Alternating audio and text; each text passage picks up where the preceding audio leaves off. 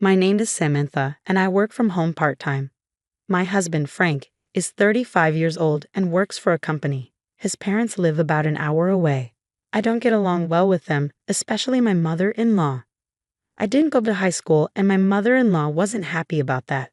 She didn't want me to marry Frank, but he insisted. "If you don't accept our marriage, I'll cut ties with you," he told his parents. Since she loves her son, she finally agreed. Now we keep our distance from his parents, but when we do meet, they make rude comments. How can someone who didn't finish high school be my son's wife? She works from home? That's just because she couldn't get a proper job. She's probably trying to take advantage of Frank and take our family's money. I always answer calmly, "I'm not trying to cause trouble for your family, so please don't worry." I never told them what I actually do for work because I knew they wouldn't listen. One day, Frank suggested I explain it to them.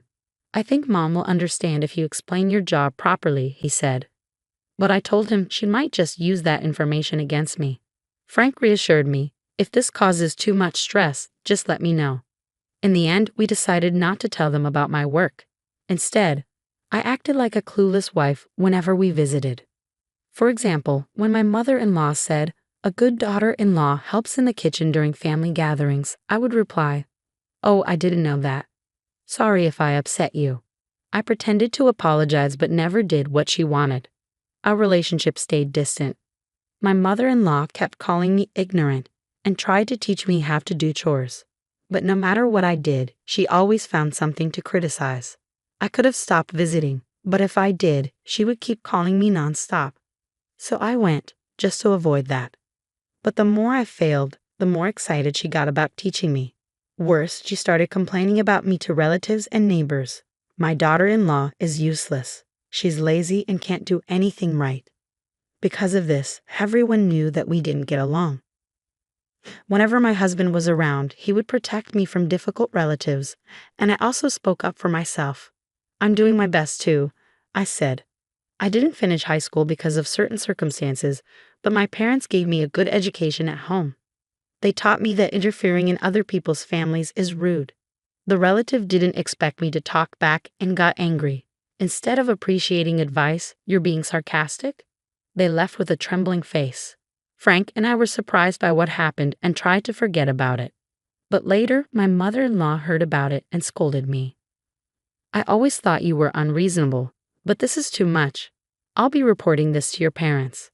I replied calmly, "Are you planning to complain about my parents now too? They believe in handling their own matters, so they'll probably just laugh it off." She looked like she wanted to argue, but Frank stepped in. "Right now, Samantha is the one keeping us connected. She's even asking me not to cut ties with you. I'm staying quiet about your behavior for her sake." Hearing that, my mother-in-law glared at me before leaving the room. After that, we kept contact with them to a minimum. 2 years later, one day, my father-in-law called. He said they were celebrating their 30th wedding anniversary with a trip to Paris and invited us to join. "It's not good to stay distant like this," he said. "I want to fix things between your mother and Samantha. I also want to apologize. Please come with us." Frank and I were suspicious, but we also realized we hadn't handled things perfectly either. Frank wasn't convinced, but I thought, if this trip really helps us get along, it's worth trying. "Let's give it a chance," I told him. "If anything goes wrong, we can cut ties after that." In the end, we decided to go. The trip begins. We met at the airport, and surprisingly, my in-laws were polite. "I'm so glad you came," my mother-in-law said. "I'm sorry for what happened before, Samantha." I felt relieved. Maybe this trip will go well. While we waited for our flight, my mother-in-law started talking. "I've been taking a French class. My teacher is from Paris, and he always compliments me. I can't wait to use my French. How about you, Samantha? Can you speak French?" "A little bit," I said. "Oh, really? Well, if you need help, just ask me." Her tone felt a little sarcastic, but I brushed it off with a smile. After a long flight, we arrived in Paris. Right away, my mother-in-law wanted to test me. "Samantha, ask that airport worker where the baggage claim is. Let's see how good your French really is," she said with a smug smile. I sighed. "I can, but pointing at someone like that is a bit rude. It could cause trouble, you know." Then I spoke to the staff, found out where our luggage was, and led my in-laws there. For a moment, my mother-in-law's face went pale when she heard my French, but she quickly laughed. Oh, the staff must be nice to tourists. I guess even clumsy French works. Should we rely on you for the rest of the trip? I raised an eyebrow. What? I came to Paris to enjoy myself, not to be your personal guide. Frank and I were shocked at their attitude, but before we could say more, an airport worker called my mother-in-law over. She couldn't understand a word of the fast French and started to panic.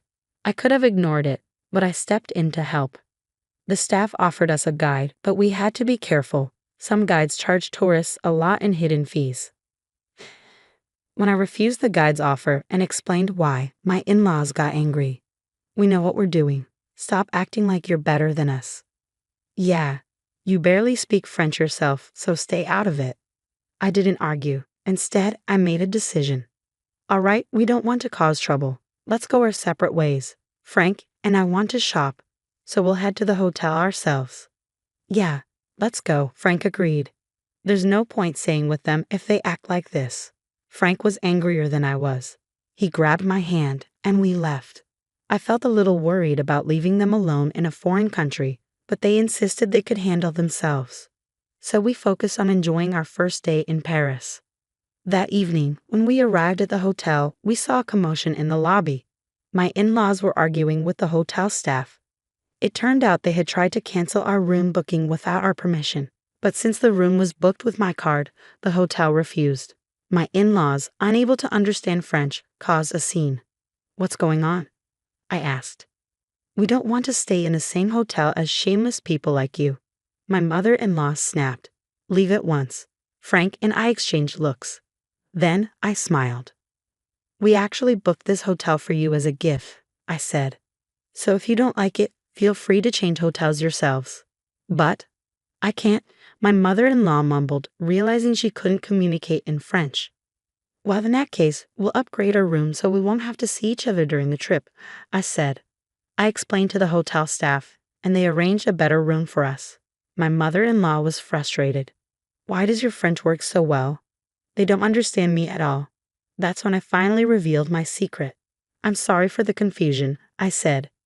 You know my father is American, but my mother and grandmother are French, so I grew up speaking French. My grandfather is from Spain, so I also speak Spanish. Oh, and I actually graduated from university. What? But you didn't even go to high school. Do you know what skipping grades means? I didn't attend high school, but I skipped ahead to university. Now, I work from home as a translator and interpreter for French and Spanish. I also self-taught myself Chinese and Japanese. As I finished explaining, the hotel staff told us our room was ready, and we walked away. My mother-in-law started shouting behind us. But I turned back and said, if you make too much noise, security might get involved. If that happens, I won't translate for you. Do you want to be banned from entering the country? That shut them up. When we got to our room, Frank bowed his head. Samantha, I'm really sorry. I had a bad feeling about this trip, but I never expected them to do something so awful. I don't want to deal with them anymore.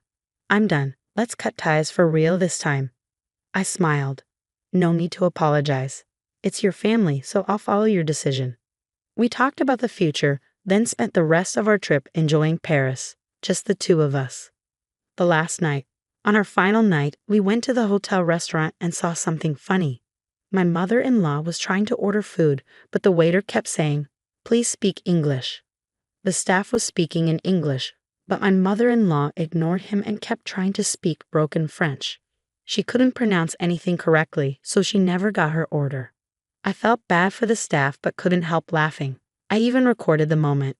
Then my father-in-law noticed us and walked over. Can't you see your mother is struggling? Why aren't you helping? I shrugged. I thought she was confident in her French skills. Besides, if I help, she'll just get mad, won't she? Come on, just order for her. I smirked. Well, I do translation as a job. If you want my help, I'll charge a fee. What? You're that greedy? Fine, I'll pay. Just do it quickly. I was surprised he agreed so easily. I translated their order smoothly, but instead of being grateful, my mother-in-law got even angrier. I didn't need your help, my mother-in-law snapped. Oh, your husband begged me to interpret for you. He even had to pay me for it. If you have any complaints, take them up with him, not me, I replied, then returned to my seat. The next morning, as my in-laws boarded the airport bus, the atmosphere was tense. It was clear they had fought after dinner. Cutting ties. After returning home, Frank and I visited my in-laws to formally declare our estrangement and to collect payment for the translation service. However, my mother-in-law had anticipated this and invited her French class friends over. As soon as I entered, the ladies frowned at me. My mother-in-law wasted no time playing the victim. She lied about her career to us, her own in-laws, and how shameless, refusing to help us in an emergency unless she got paid. I smiled and pulled out my phone. While we recorded our trip as a memory, so please enjoy, I played a video showing my mother-in-law struggling with her poor French, causing trouble for the restaurant staff, and demanding we separate from them. Her friends watched in stunned silence. Maybe she wasn't ready for French conversations yet, one lady said with an awkward smile. My mother-in-law's face turned bright red as she lowered her head. Frank sighed. Mom, does it feel good to mock Samantha in front of your friends? I'm done with you and Dad. Don't contact us again. Ever. Then he turned to my father-in-law. This is the fee for Samantha's interpretation services. She helped you despite everything, so it's only fair you pay her properly. Bye. Before I could say anything, Frank grabbed my hand and led me out of the house. The final straw, not long after, we received confirmation that the payment had gone through. But instead of leaving us alone, my father-in-law called, demanding I fix things with the family. I only have a middle school education, so I'm not good at negotiating these things, I replied vaguely, then blocked him. I have no idea what happened to them after that. Frank made it clear he wouldn't be involved, and he reassured me I didn't need to worry about it either. In the end, my past experience with people taking advantage of my language skills helped me stand my ground. I used to avoid mentioning my translation work because acquaintances would expect free or underpaid lessons, but this time, it worked to my advantage. Now that we've moved, I'm working comfortably without ridicule or interference.